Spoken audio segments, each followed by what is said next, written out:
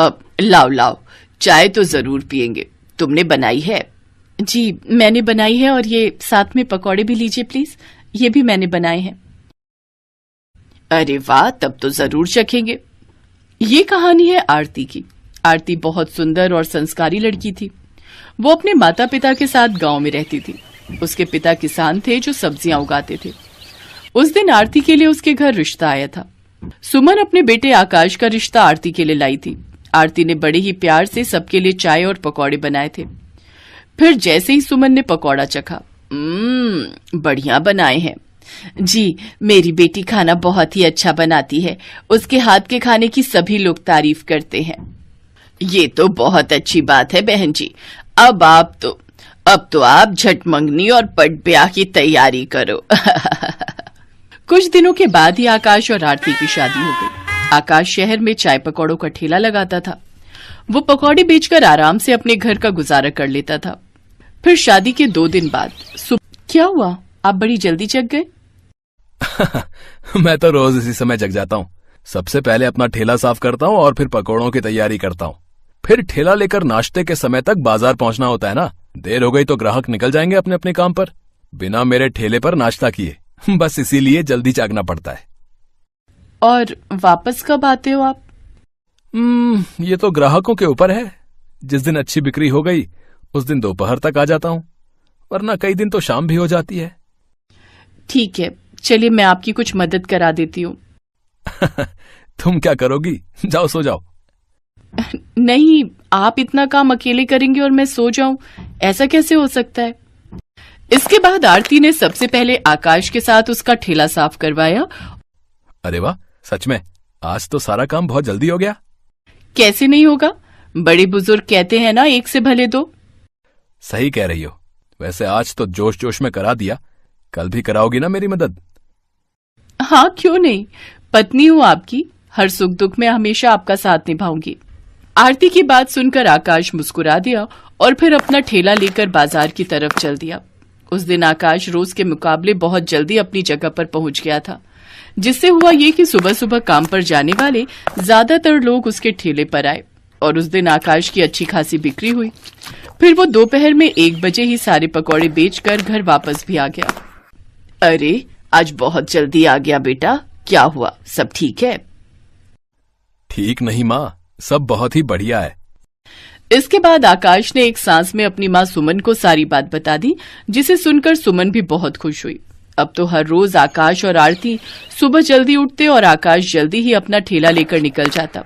शुरू में तो आकाश की खूब कमाई हुई, लेकिन फिर एक दिन आकाश सीधा शाम को 4 बजे घर आया और उसका मुंह उतरा हुआ था। क्या हुआ जी, आज बहुत देर कर दी? और ये क्या, ठेले पर सारा सामान तो वैसे का वैसा ही है। पता नहीं क्या हो गया है आरती, अब लोग मेरे ठेले पर नहीं आ रहे। क्यों, आसपास कोई और ठेला लगने लगा है क्या? हाँ, ज्यादातर लोग वहीं जाते हैं और मेरे पास बस अब कुछ नए ग्राहक ही आते हैं।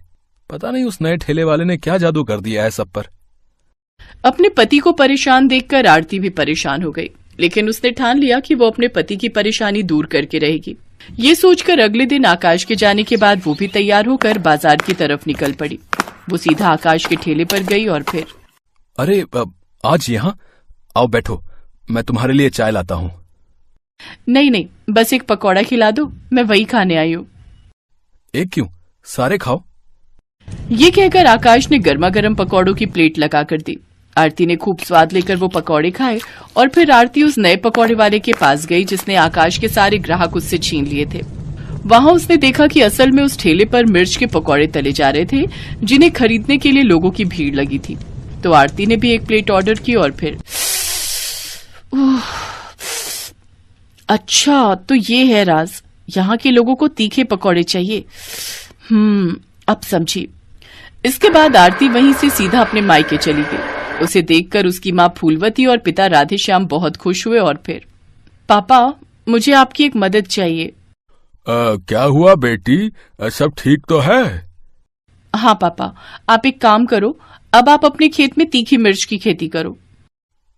अच्छा, खेती तो मैं कर लूंगा। प्रधान जी से कहकर बीज का इंतजाम भी हो जाएगा, पर इतनी सारी मिर्च खरीदेगा कौन? मैं खरीदूंगी पापा, सारी की सारी, बस मिर्च तीखी होनी चाहिए। इसके बाद आरती वापस लौट आई। ग्राहक कम होने से आकाश की माली हालत खराब होती जा रही थी। फिर ठीक 2 महीने बाद आरती अपने मायके से 2 बोरी भरकर मिर्च अपने ससुराल ले आई और आकाश के ठेले के लिए वो खुद उन तीखी मिर्चों के पकौड़े बनाने लगी। आकाश का काम अब सिर्फ आवाज लगाकर ग्राहकों को बुलाना, आओ आओ खा लो तीखी मिर्ची के पकौड़े, दुनिया के सबसे तीखे पकौड़े, आओ आओ। आकाश की आवाज सुनकर वाकई बहुत सारे ग्राहक उसके ठेले के पास जमा हो गए और फिर देखते ही देखते ठेले पर मौजूद सारे पकौड़े बिक गए। और फिर ठीक 1 साल बाद आहा भाई, मजा आ जाता है यहाँ के पकौड़े खाकर, वाह वाह वाह वाह, आहा। दुकान पर खड़ा हर ग्राहक यही बात कर रहा था और उधर काउंटर पर, अब तुम संभालो आरती, मैं जरा गांव जाकर मिर्च ले आता हूँ। हाँ, और सुनो, ये 25,000 रुपए लेते जाओ, पापा को दे देना 10 बोरे मिर्च के लिए। वैसे अपने पापा के लिए मुझे लूट तो नहीं रही हो तुम? हाँ, लूट रही हूँ, अब जाओ जल्दी।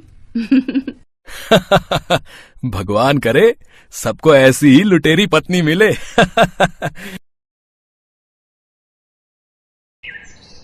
पूर्णिमा एक छोटे से गांव में रहने वाली साधारण सी लड़की, जो अब मुंबई जैसे बड़े शहर की एक मॉडर्न फैमिली में शादी होकर आ तो गई, पर उनके व्यवहार को अभी जानते हुए उसे एक ही दिन बीता था।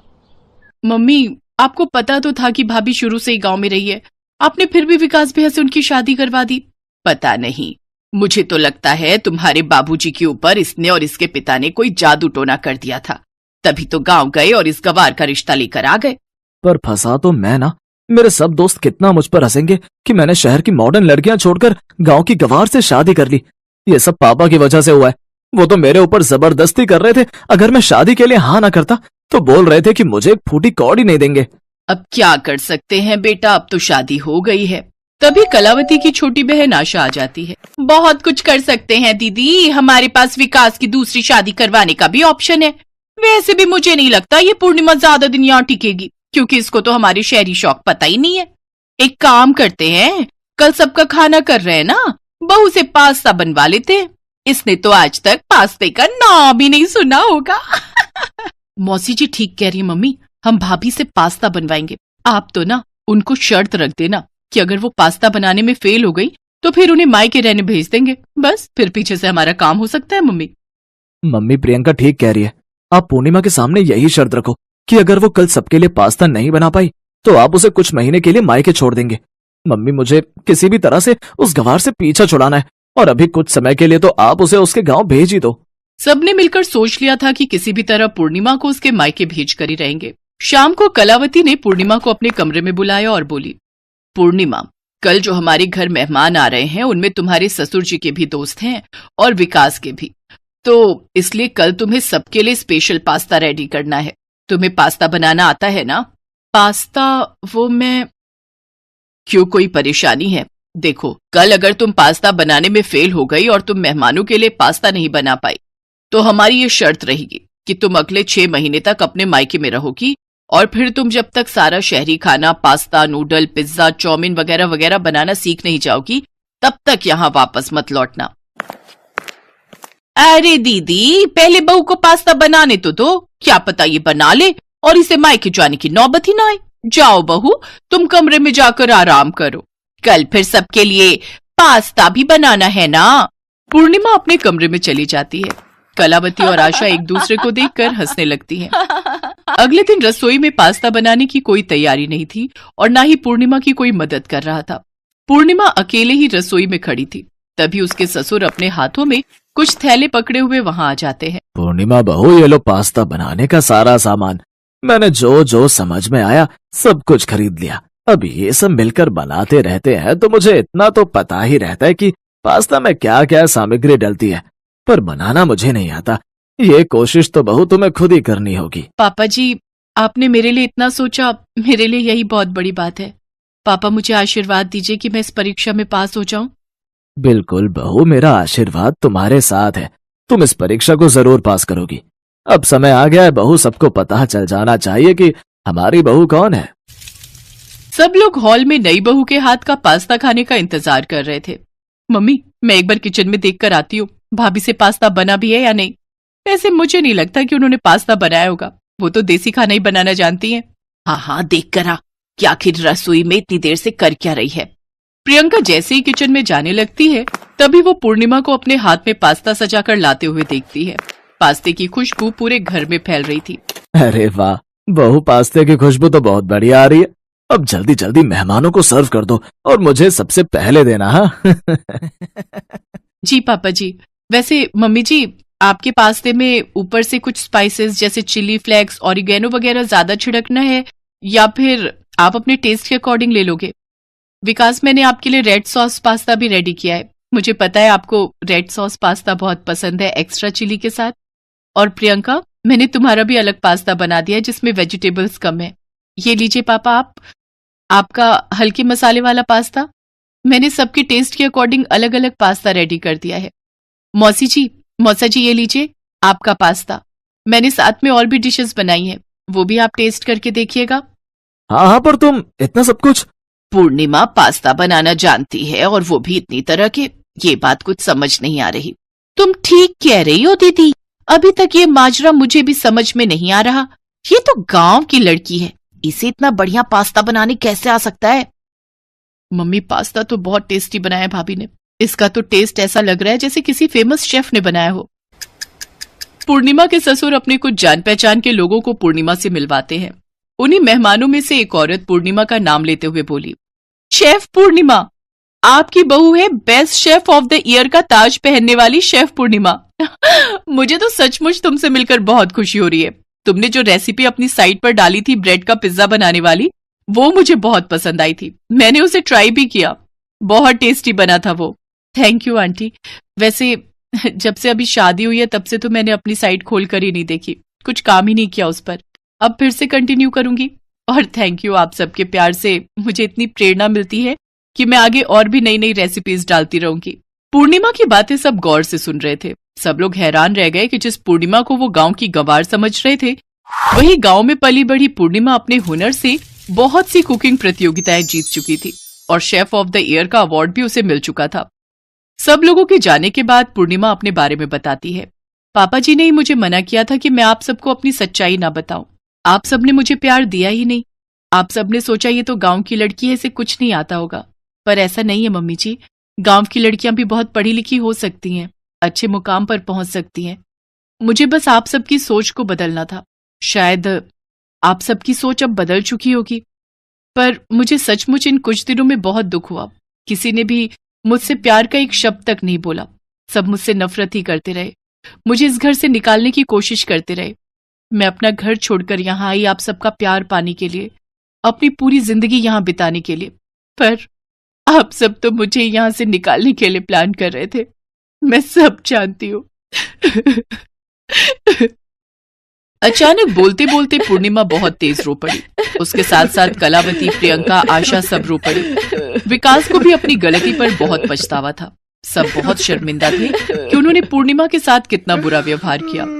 सब पूर्णिमा से माफी मांगते हैं। हमें माफ कर दो पूर्णिमा बहू, हम सचमुच बहुत गलत थे। हमने तुम्हारे साथ बहुत गलत किया।